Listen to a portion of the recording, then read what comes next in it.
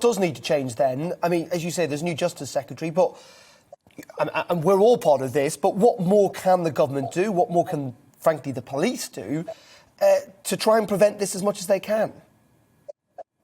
So we need cultural change. We need to see more work done in schools, and I was pleased to see the appointment of Maggie Blythe as the National Policing Lead on domestic abuse and violence against women. She's really good news. She's worked here as the Assistant Chief Constable in Hampshire for a long while.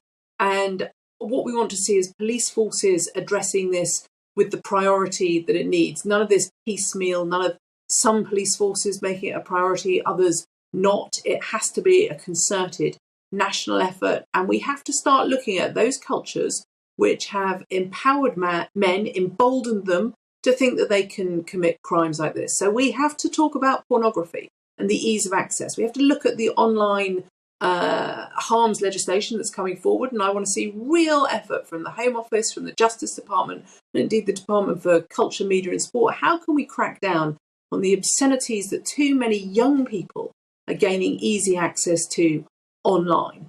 How can we work in schools to make sure that consent is properly understood by both boys and girls, and so that our young people are respecting each other? And when it comes to sentencing, it's not good enough to say it's going to be the serial, persistent, serious offenders who will serve long sentences. Of course we want to see that, but we need to see more than that.